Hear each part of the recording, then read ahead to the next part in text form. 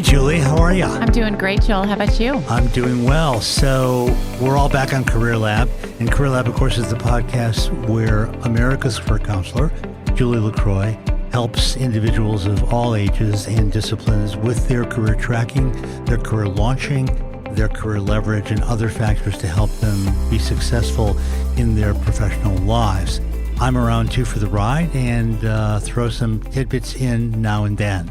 Hopefully more than that. Hopefully. Well, I think we have a wonderful partnership here on Career Lab. Absolutely. And I know this season we've even been interacting more effectively, I think, with the callers Yes. and the clients. And, you know, for all you listeners, Julie and I do this outside of Career Lab all the time. So we bring our partnership skills and the skills we use together when we talk about clients. Mm-hmm. We bring it into the show, and I think we're doing even more of that this year. And what we're hearing is people like it. So we're going to keep doing that. We're going to keep tossing that ball back and forth, and we're going to keep helping all of the callers. Sometimes on Career Lab, we are now having special guests. We've had a couple last season, and they were really, really wonderfully received. And we're going to have some guests this season beginning today, where we're going to have a special guest on the show. Julie, I'm going to toss it over to you, and you can introduce our guests. Sure. Well, the listeners are in for a treat today. We have a colleague of mine named Marshall Karp on the show as our guest, and I have invited Marshall onto the show. He was one of my first picks to have as a guest because he is an absolute expert, the nation's leading expert on the topic of job search. And that's just a topic I don't cover very much. I work with my clients in job search, but my career counseling and resume writing style lead us down a different path where the classic job search tool set is not usually needed. I use a different tool set, but there are a lot of individuals out there who don't get a chance to work with me and who don't follow my trajectory and need a universal set of what to do and what not to do tools. And I know that Marshall can provide them for us. So Marshall, are you there, my friend? I am here. Julie, Joe, it's great to talk to you. I've been looking so forward to this time. Marshall, we have special guests on, and they've been really well received, and we're really excited to have you on. My name is Joel, by the way. Yeah. So now we're all set to go, and Julie, why don't you get started? Yeah. So Marshall, we're just so happy that you're here. You really are one of the nation's gems when it comes to the strategy of finding a job. And I know that I've referred a lot of clients to you over the years, and you and I have collaborated. I really have such a professional respect for your skill set. And I do believe that we're pretty complementary in trying to help people not just come up with the idea of where they're trying to go, but you really help them activate and mobilize. So I'm just going to kind of let you take the floor here a little bit. Tell us a little bit about your practice. Tell us, what your projects are. Maybe, drop a little commentary on your app and some of the products that you might offer and the services you provide. And then go to town. Tell us what you think are the best practices for people out there. All right. I can do that. Yeah. So I'm Marshall Karp. I have a Master of Arts degree in counseling, and I'm a nationally certified counselor and licensed professional counselor here in Ohio. I've been in private practice career counseling for over 30 years. Great. Marshall, has that been mostly career counseling or just general counseling as well, too? Career counseling. Great. Career counseling, strictly. That's my niche. I do career counseling, career testing, and job search skills training. I have done major government contract work for the United States Department of Labor, United States Department of Veterans Affairs, the Social Security Administration, a number of one-stops in the area, besides private one-to-one career counseling. Wow. You mentioned my app. No, go ahead. No, we were just marveling at your career accomplishments. It's great to hear that. Yeah, what a resume. Yeah, you're obviously a very skilled guest, and we're delighted to have you. So go ahead. Right. Well, you mentioned my app. If I can get a plug in. Go, plug away. Yeah. I have the Job Search Power Meter app that I invented about 5 years ago. And I've played with it. It's fun. It's great. Yeah. Can you tell our listeners what the Job Search Power app is? Power Meter. Yeah, the Job Search Power Meter app is there. And that's what I'm going to get into in our discussion here. Sure. But there's job hunting activity that's actually higher percentage, better percentages than other kinds of job hunting activity. Mm-hmm. And my app is almost like a daily tracker of your job search strength. So if you're doing enough of the right things, you improve your chances of getting job interviews. Right. If you're not doing enough of the medium or higher percentage job hunting methods, you can still get interviews. But so this is a tracker for the ROI, the return on the investment of your efforts. It sounds like. Right. It is. Yeah, and it resets every night at midnight, so you start a new day. But you can also log your progress. Wait a second. Yeah. You're climbing up the hill, and then every night at midnight you fall off the cliff. well, no, it's a new day. I mean, you have to get out. You have to get out there and approach the new day with a positive attitude and start again. And, Marshall, I have to tell you that not everybody can make Julie laugh like that. So that is really great. Yeah. Thank you. But let's get into about percentages here. Yeah, what are the highest percentage activities? Well, there's job hunting activity that actually works pretty well, and there's job hunting activity that doesn't work so well. Now, there's no guarantees in this life. Sure. The only guarantees are death and taxes. So, right. Unfortunately, those people who are solely their whole job hunting activity is just applying online, that's a very low percentage method of job hunting. That is. And I can tell you why, too. It's the competition. Right. In other words, you're not the only ones to see the postings, and you're not the only one to apply to the postings. And depending on the level, they may get dozens, they may get hundreds of resumes, and you're putting yourself into the heart of that competition. Right, exactly. Well, the supply and demand of a job search is a really key component for anybody to be focused on, and I like that you're making that really the forefront of the strategy for your clients, because you want to be in high demand where there's a low supply of candidates to compete with. I absolutely agree with you on that. Positioning yourself into the right mechanism for reaching an employer is absolutely the name of the game. And if you're and thankfully now on LinkedIn, you can often see if there are 50 or 100 applicants. So you're suggesting an alternative for those highly competitive jobs. Right. Exactly. And now I'm not saying don't apply online. I mean, listeners be a good matching position. By especially all means, if you have a resume by Julie LaCroix. Well, sorry about that. You need, those are the basic tools: the resume, the cover letter, the LinkedIn profile. Right. You need strong basic tools. Absolutely, There's your foundation. But let's start getting into the higher percentage methods here. Absolutely, because it really can be a headache. It can be a headache if you keep applying to jobs and you're not getting those doors open. Give us the magic sauce here, Marshall. Right. Well, I'm going to give you the magic for the first one here because it's so basic and it's not that time consuming. But they say that networking is the most effective job hunting method. I agree with that. And the method that I give people to get their networking going, and a lot of times it's enough. You can do more sophisticated networking, but the very basic level that anybody can do is no matter what career field you're in, there is a professional association for that career field. So if you're in engineering, there's a professional association of engineers. If you're in healthcare management, professional association of engineers, administration, whatever you're in, there's a professional association. So I suggest people just Google your career field and put the word in professional association. And I suggest to people you look for two things. Thing one is that they meet locally. They're within your driveway. Right. Make it possible. Yeah. But thing two is that they meet on some kind of regular basis. Mm-hmm. They actually meet on some type of regular basis, preferably once a month. All I suggest to people is once a month, you go to your professional association meeting. Mm-hmm.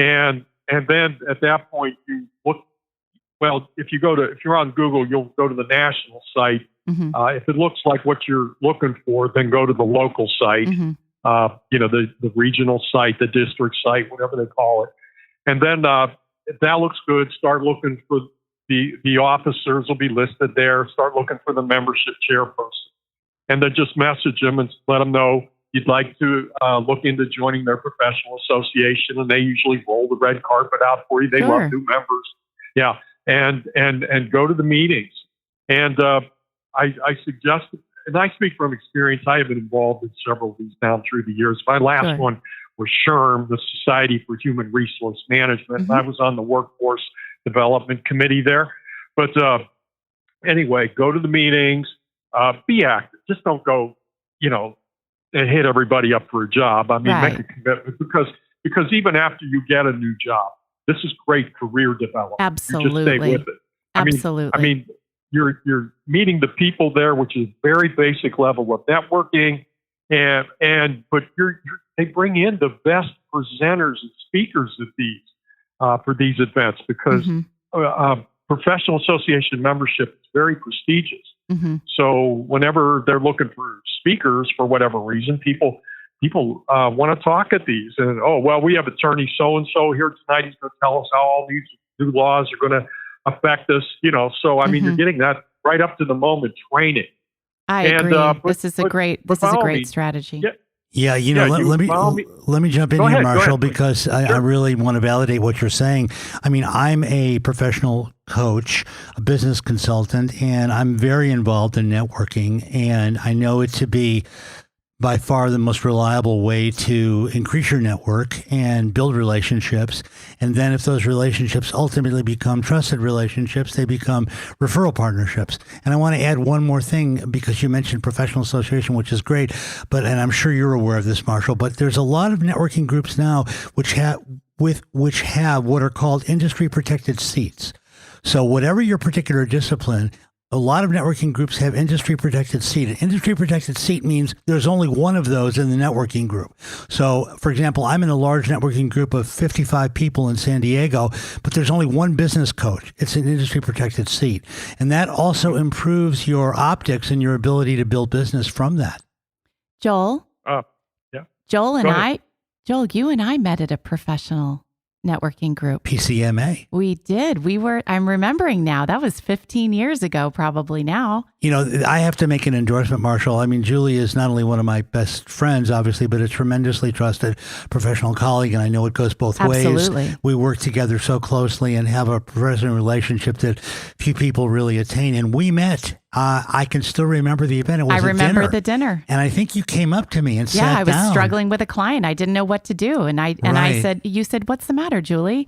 And I said, "Here's my issue. I've got a client I'm struggling with." And you said, "I know exactly what to do. Let me help you." Right. And I got help from a professional colleague. And that was the beginning of our wonderful relationship. And Marshall, to be perfectly honest, you and I have met, peripherally here through the NCAA. Obviously, my kids are trying to go to college right now. The NCDA, the National Career Development Association. So professional events and professional associations are exactly what they promise to be, and a way to associate with others in your field of occupation. They're wonderful. So I guess, Marshall, that's a real validation of your approach. Yes.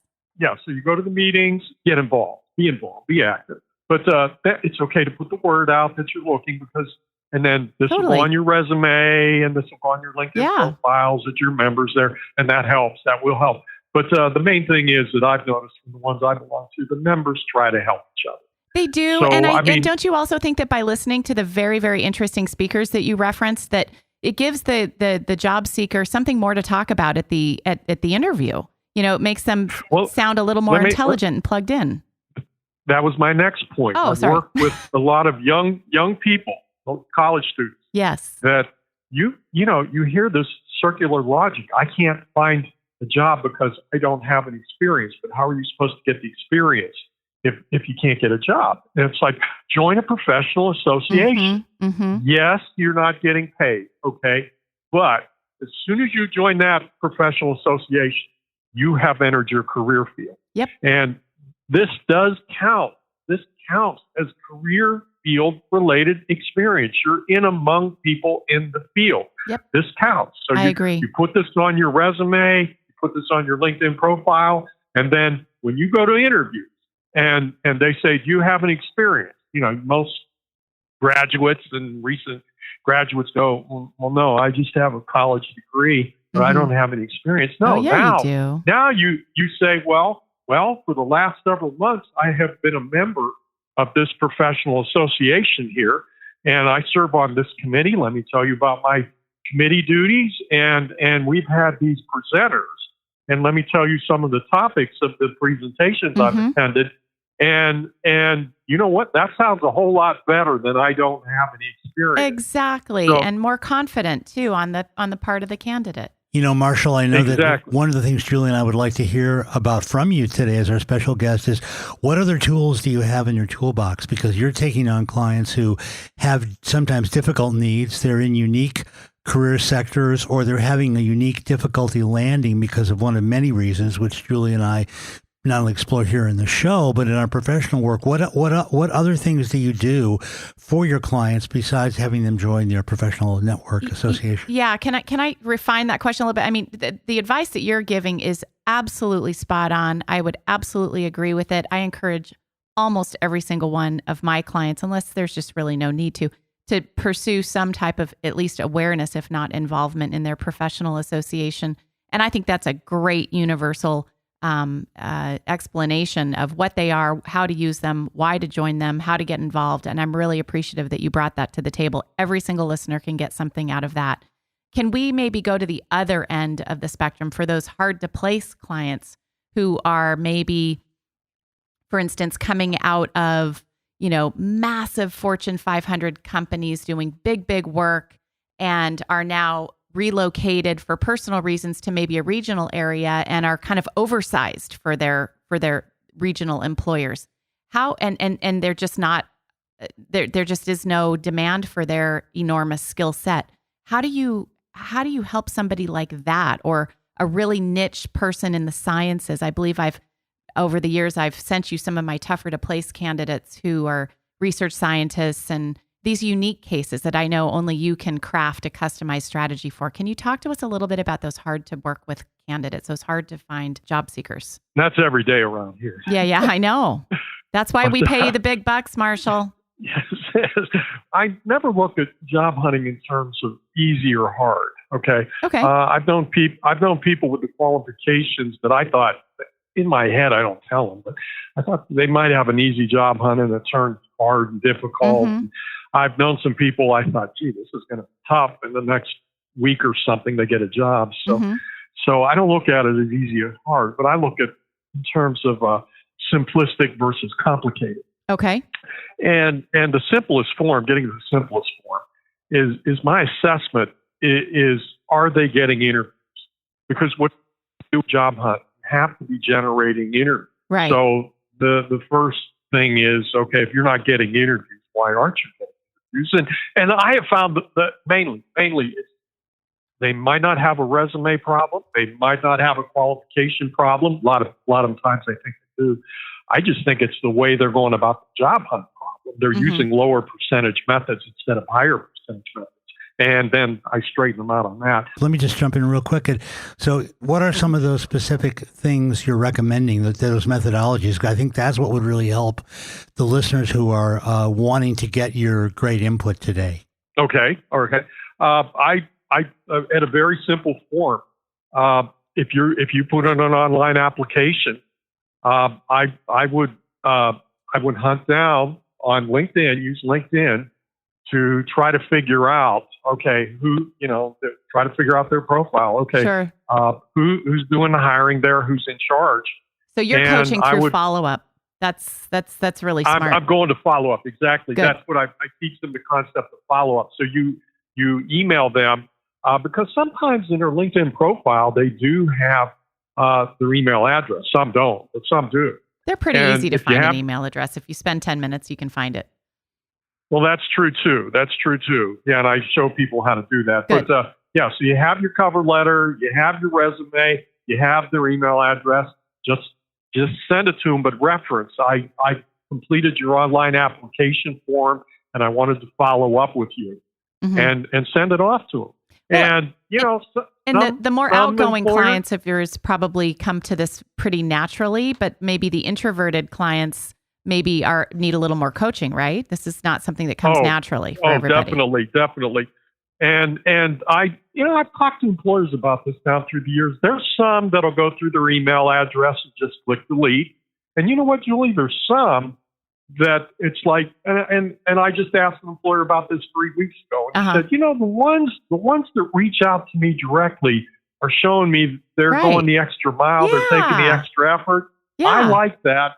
I'll probably go into our ATS application tracking system and pull their application myself just to take a look at it. Nice. I'm glad you shared that with us. Good. Yeah. So now look, when you're doing follow-up with these people, remember the P words here.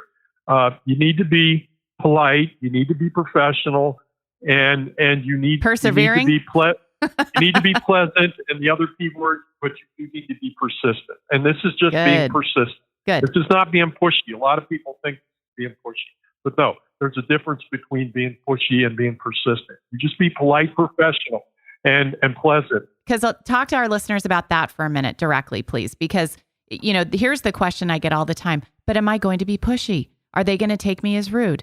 This is no. What I say is people get busy, and you send one email, it gets to the 20th position within 2 hours at a busy corporate America desk. So you're not being pushy, you're being squeaky, and squeaky wheels get the grease. I use that terminology myself. Okay, good. Squeaky wheel. That's what we're doing, and most people understand that. Yeah, we're all in agreement, although that's an important, and Julie, you've taught me this through some of the work I've seen you do with clients, some of the ones I've referred to you, is that you do need to make noise to get noticed. And but at Marshall's direction, politely and persistently and pleasantly. Absolutely. It kind of goes to that right without saying. I think if you do it that way. I think a lot of young adults feel that they're going to be bothersome, and nobody wants to be a burden or a bother. That's just, polite people don't want to do that. But it is okay to be persistent, and persistent sometimes takes not worrying about if you're being impolite or unpleasant. It's okay. You're not. You're being persistent. That's a different lead in, and you want to. I tell people to verbalize that in their emails. Say, I'm trying to be persistent. I'm trying to stay in front of you to show you that I'm very interested. I try to really help them with that vocabulary. And Marshall, I'm sure you do too. When I work with clients in this space, and I work with them a lot, I feel that whole idea of being persistent but being polite and appropriate is a strategy in itself. Absolutely. And that I feel like that strategy can really be developed to help you, because knowing how and when to get back and what to say and what not to say and how to put yourself more front and center in a way that is appropriate is a real strategic orientation. Don't you think that is true, Marshall? Oh, great minds think alike. Absolutely. Yeah, well, I think we've all done this a little. And I just tell my clients it's a no anyway, so you might as well go for a yes. Would you like to hear another method? Yeah, let's hear it. We want to hear them all. Okay. Oh, okay. Well, here's another one. It's very simple. There's two kinds of recruiters. There's the executive recruiter at the executive level. And I think for a lot of job hunters, don't think the executive recruiters are going to be reaching out to them. So I don't suggest to a lot of job hunters. Of course, the executives and upper level ones, that's different, but I don't have time to get into that. But the other ones, that's not the recruiter you want. There's another kind of recruiter that can really be helpful to you, and this is called the company recruiter. Sometimes they're called talent acquisition. Right. And I have found that they're a lot more open to communicating back and forth with job hunts, because it's their job to be scouting out new talent to bring into their organization to help organization. So I recommend the job hunter to be politely, professionally, pleasantly, be cold contacting and following up with them through email and resume. But you have a better chance of hearing back from these people and communicating with them. Yes, just like I said, because that's absolutely. your job. So and for our listeners, that would be another thing. Right. Yeah. And for our listeners out there, if you're on LinkedIn and you see if you do find the name of the recruiter, the way to make the distinction between the executive outside recruiter and the internal corporate recruiter or talent acquisition specialist, like Marshall's pointing out, is just look at what company they work for. If they work for the actual company that you're applying to, they're a corporate recruiter. They're an internal recruiter. And so what Marshall's suggesting is be much more aggressive with them. Julie, I'm glad you said that. And Marshall, I'm also glad you really brought that up, because I work for a lot of companies where I do the talent acquisition. They actually ask me to help them hire because of my advanced skills and judgment and other factors. And so I know that when I've done this, I've heard from talent that they are very happy with the communication Yeah. process they had with me, because what you're saying, Marshall, and what you're saying, Julie, is absolutely accurate. I give them a much more thorough look than they might get from someone else who is not directly associated with the company and wasn't doing this for a living directly from the company. Right. And the company knows exactly what they're looking for. Okay, give us another strategy, Marshall. That's a great one. Okay. Well, and by the same token, you can cold contact and follow up with the people at the top too. Yeah. And I think the timing there. Wait, Marshall, can I just interrupt you? You said you can cold call and follow up with people at the top. Do you want to speak about that a little bit? I do. So same thing. Good. You're looking on LinkedIn and you find their email address and you've got your resume, you've got your cover letter, you have the email address. Do a cold contact. Just send it off to them. Now, whatever calendar program you use, Microsoft Outlook, Google Calendar, whatever you're using, go a week out and write their name there. And if you haven't heard back from them in a week, send them another one. Cover letter, resume, same thing. Just send it to them and go one more week out on your calendar, the third week. And if you still haven't heard from them by then, send them one more. But that's it. That's it. We're going to take 3 tries at them. Sure. 1 cold contact, 2 follow up before we move on. Yeah, and that's a worst case scenario there, by the way, where you've made the 3 contacts and you move on. Well, the timing, like you said, yeah. Yeah, and let me go to the best case scenario. I mean, the best case scenario is you cold contacted them or followed up on them, and they get back to you with, yeah, this looks pretty good. I'm going to have somebody in my HR department contact you about an interview. I mean, you're better in the chances, no guarantee, but you're better in the chances of that. And then there's the middle of the road, and people miss the middle of the road, middle ground, which is they do get back to you. You do get a reply, a response from them. And they like what they see, but they're just not hiring. In other words, it's like, well, I like your background and your resume, but we're just not hiring right now, but I will keep you in mind if something opens in the future. Now, that's not bad. That's not as good as an interview invitation. I had a client do that. Yes, have that yesterday, actually.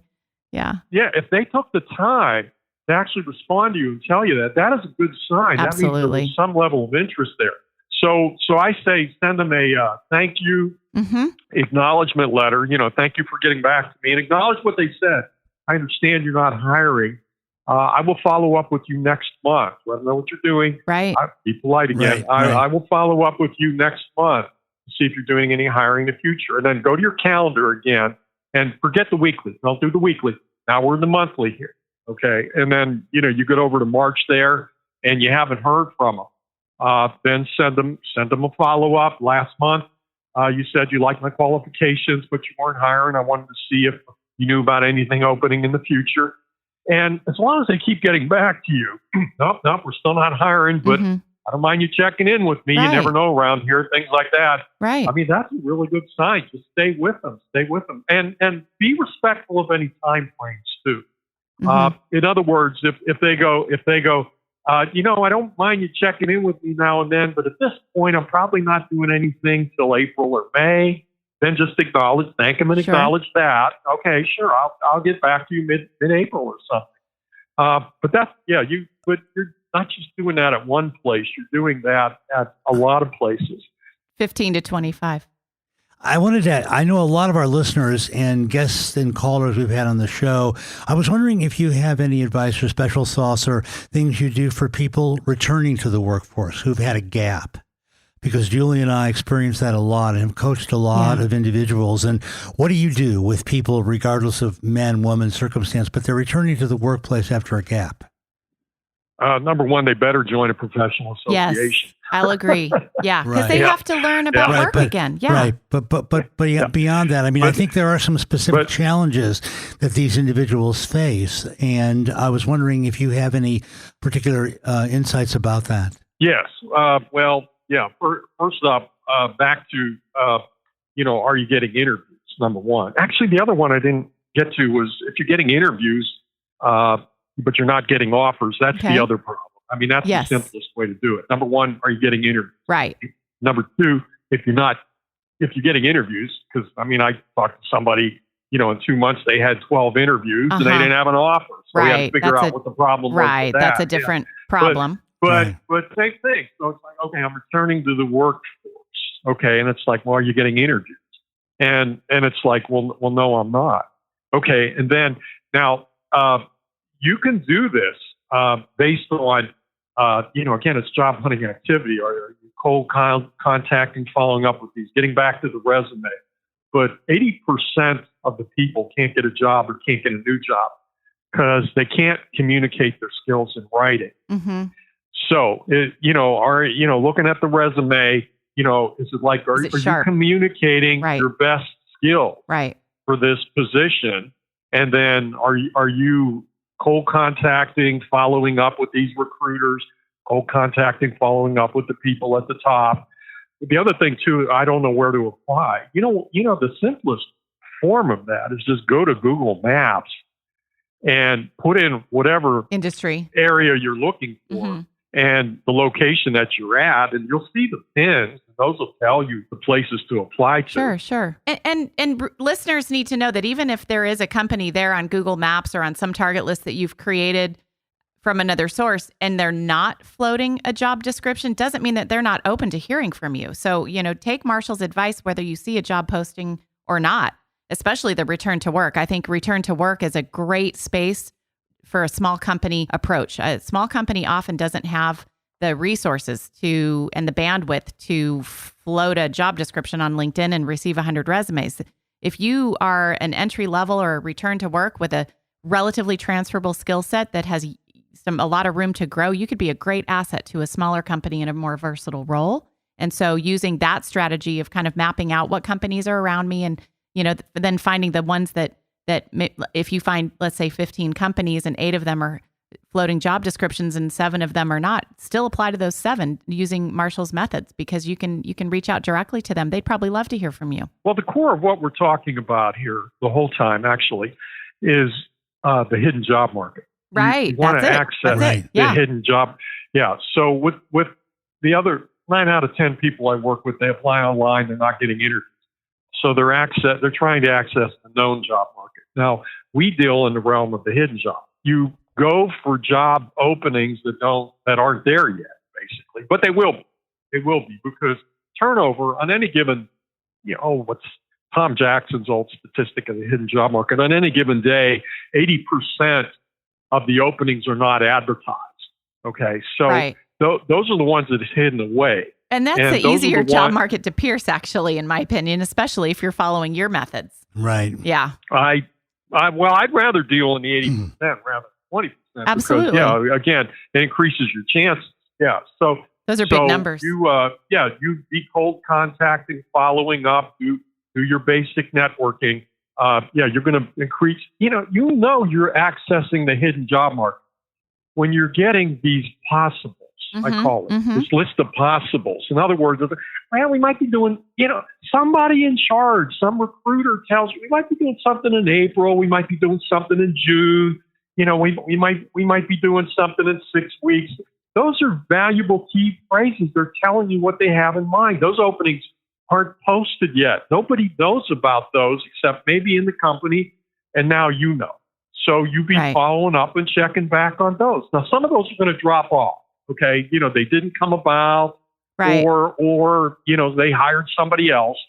But so like you should have hope. And what do we look for? What I look for is like a list of 6, 7, 8 possibilities. This list of possibilities, some could happen, and then some will drop off. But then you keep adding on, so you keep juggling this list of 6, 7, 8 possibilities, hidden job market things all the time. That's usually where the jobs come out of, like that. So over time. And it is a little tedious, everybody who's listening. Don't worry about the tedium. Just get, it's going to be a little bit rigorous, but you've got to track, you got to create some kind of spreadsheet or some kind of document that's going to track everything and, be able to calendar things like Marshall suggested and keep track of the ones that are more from the hidden job market that you would like to make an approach to, or the ones that are actually posted and floating a job description at the time that you're applying directly to, who you follow up with, how often, what you say, what the response is, and, the give up after the 3rd or 4th attempt, like Marshall is suggesting, just to move along to put somebody else in that position. So, it's really important to track. I tell my clients that you want to start with a list of about 50 companies or 50 applications, hidden or proactive. And what you want to do is just assume that out of 50, really diligently, you're going to probably get, with a good resume, I would say between 3 and 7 interviews. Those are the numbers in a fast-moving job market like we're in right now, a great, strong economy, booming regional market with a really strong, clear idea of what you're looking for and what you bring to the table. Those are my numbers. We're going to have to wrap up this call kind of quickly. Let's bring it down to a tailor. I want to say one more thing. I want you to say a couple more things, and I want you to comment for us. What numbers do you see? Because I want the listeners to hear both of our opinions on that, so that they have a range of expectation for how rigorous and how tedious the process is. Well, I wanted to help your listeners with getting through the tedious. Great. Okay. Real quick. Let's do it. Real quick. Okay. In this frustration, being out of work stinks. Being on a job you don't like stinks. I get that. So what's something to help you? Okay. This is a very simplistic, basic way to help. I'm a big believer in journaling. Mm-hmm. Okay. And there's actual studies. There's the Pennebaker study, and he was at the University of Texas at Austin, and Drake Beam Morin, big outplacement firm. They did a study on this too. Mm-hmm. But and other ones show if you're journaling, and especially if you're journaling your frustrations, they've shown in these studies that your chances of getting a job are better than people that don't journal. Interesting. Yes. You never heard about that before. No, is it just to get it off your chest? Professor Satterfield, professor of clinical medicine, director of social behavioral sciences at University of California, San Francisco. Okay. Yeah, he calls it cognitive reprocessing. Okay. But the self-help little brother of writing therapy is just journaling. I mean, right. People have been keeping a journal or a diary throughout time. Sure. But I suggest to my job hunters, and I've gone to the dollar store and bought these notebooks for $1, and I'll just, they're having a tough time and hurting, and I'll just hand it to them. But you need, it's just not enough to describe your activity in your journal. You need to describe your emotions and frustrations in there too. And some, you can Google that, but there's instructions on how to do that. Sure. But yeah, they've shown in studies, people that journal find jobs in less time. That's a great suggestion, Marshall. And I'm sure that somewhere in the journaling prompt, you're also encouraging the client to, once you get out the emotional frustration that you're feeling in the process, reminding them to write down what they do bring to the table, because that's really the key, is to have that safe space to kind of let it out, but also, be your own mirror. Because you as a career counselor and I both know that the goal of career counseling in a nutshell is to help clients become self-directed in their career. So they have to be able to say they're frustrated, but they also have to be able to claim their space and say, I'm really valuable and I'm good at this. I have found when they get to the end of emotional, session of journaling, it kind of turns positive most of the time. Okay, yeah. I've gotten that off my chest. Now I'm going back. Let me just jump in here and say that from a therapeutic point of view, of course, journaling and talking about one's experiences, regardless of the context, is highly therapeutic. And that's why it's working, Marshall, for the clients you work with, and Julie as well. When people are in therapy, they're encouraged to do these kinds of exercises regularly. And of course, there is a therapeutic result from those. So that's why it's working. And I think it's a great idea. Mm-hmm. Well, Marshall, we kind of have to wrap up. This has go been on for an incredible hours. Call, and you are such a great resource. I'm so glad that our listeners here on Career Lab have had a chance to be exposed to you. Marshall, it was so fun. And listeners out there, we really want you to, and where can we find the Job Search Power Meter, Marshall? JobSearchPowerMeter.com. I'm at MarshallJKarp.com. MarshallJKarp.com. And, listeners, if you need help with your job search, please reach out to Marshall. You can find him at his website. You can find him on LinkedIn. He's a wonderful, wonderful resource. Again, our nation's leading expert in job search skills. Okay, everyone at Career Lab, we want to thank you, Marshall, for joining us and providing such a wonderful special guest segment. And we will see you all soon on Career Lab. Take care. Thanks, Marshall. Thank you. Bye.